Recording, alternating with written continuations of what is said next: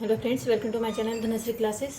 आजच्या या व्हिडिओमध्ये आपण चालू वर्तमान काळाची काही रोज बोलली जाणारी वाक्ये इथे घेणार आहोत. ठीक आहे. चालू वर्तमान काळ याला आपण प्रेझेंट कंटिन्युअस टेन्स असे म्हणतो. आणि ही जी चालू वर्तमान काळातील वाक्य आहे ती आपण मराठीचे वाक्य इंग्रजीमध्ये इथे तयार करणार आहोत. ठीक आहे. त्यातील पहिलं वाक्य आहे, मी शाळेत जात आहे. बघा, या वाक्यामध्ये क्रिया आपली चालू आहे, जाण्याची क्रिया चालू आहे. म्हणजे हाचा कोणता काळ झाला? Continuous tense. आणि जात आहे म्हणजे हा प्रेझेंट कंटिन्युअस टेन्स झाला. ठीक आहे. तर मराठी वाक्य इंग्रजीमध्ये करताना आपण सुरुवातीला नेहमी करता लिहितो. या वाक्यातील करता जो आहे, करता म्हणजे सब्जेक्ट, तो आहे मी. मीला आपण इंग्रजीमध्ये लिहितो आय. ठीक आहे. आय नंतर जे सहाय्यकारी क्रियापद येतं ऑक्झिलरी वर्ब, ते आहे एम. I am. त्यानंतर येतं क्रियापद. या वाक्यातील क्रियापद काय आहे? जाण्याची क्रिया आहे, त्यामुळे गो हे क्रियापद झालं. आणि क्रिया चालू आहे त्यामुळे क्रियापदाला आपण ING प्रत्यय लावणार आहोत, म्हणजे गोईंग. I am going. कुठे जात आहे? स्कूलमध्ये जात आहे, शाळेत जात आहे. म्हणजे टू स्कूल. ठीक आहे. अशा पद्धतीने हे वाक्य आपल्याला तयार करायची आहे. दुसरं वाक्य आहे बघा, मी केक खात आहे. आता हे जे वाक्य आहे या वाक्यातील कोणती क्रिया चालू आहे? खाण्याची क्रिया चालू आहे. ठीक आहे. मी केक खात आहे. या वाक्यातील कर्ता कोणता झाला? मी. मी साठी आपण लिहिणार आय. आय नंतर सहाय्यकारी क्रियापद येतं एम. I am. आता खाणे. खाणे म्हणजे काय? इट. EAT. आणि क्रिया चालू आहे म्हणजे आपल्याला क्रियापदाला काय लावायचं आहे? ING प्रत्यय लावायचं आहे. ING.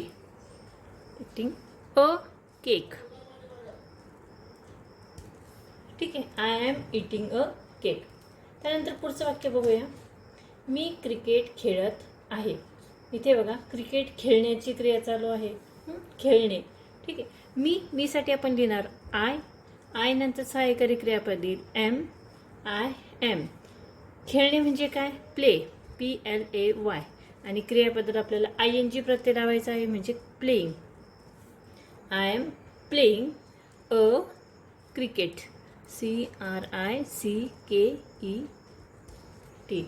लक्षात आलं?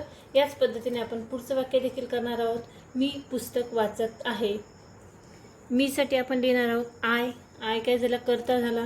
कर्त्यानंतर नेहमी सहाय्यकारी क्रियापद येतं, म्हणजे ऑक्झिलरी वर्ब, सब्जेक्ट, त्यानंतर ऑक्झिलरी वर्ब आय एम.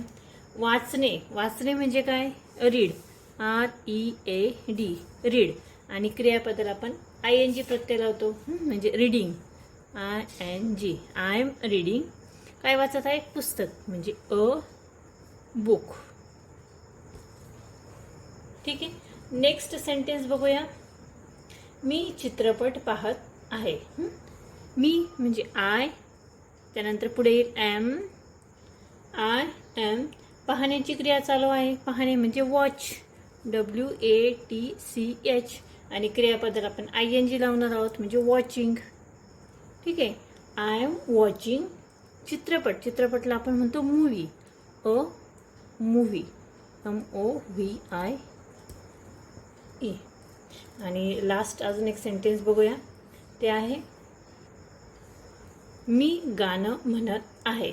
म्हणजे आय एम. आता गाणं म्हणण्याची क्रिया आहे.